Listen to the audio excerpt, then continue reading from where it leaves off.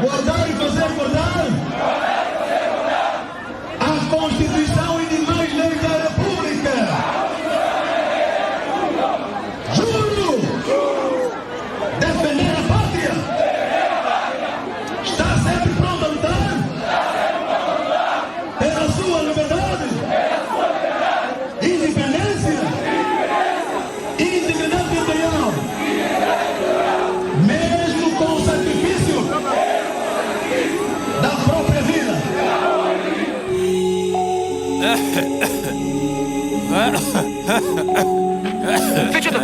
Perdoe-me, boss, estou constipado. Agora vou cuspir. Moçambique, meu país, jurei pela pátria. Não sabia que seria o instrumento da máfia.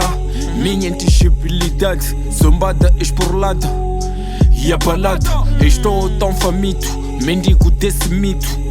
São cheias de sonhos políticos nas trincheiras da lei babélico, morrendo, enriquecendo esses selvagens. Nada dirão dessas sangrentas bagagens, apenas cumprindo ordens pálidas, vendido aos desfiles cruzadas. Coitado de mim, nem sabem quem eu sou nessa mata tapada por essa bata.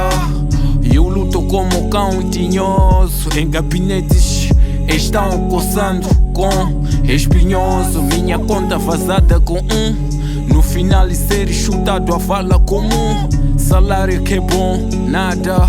Sou funcionário do Estado. No fim do mês, na conta não há nada. Lágrimas de sangue na cara, estamos sempre com pano. Saudades do tempo deste ano. Meu belo país, vendido à corrupção. Estamos numa péssima situação. Pedimos forças do Senhor para quebrar essa maldição. Para os que morrem pela pátria,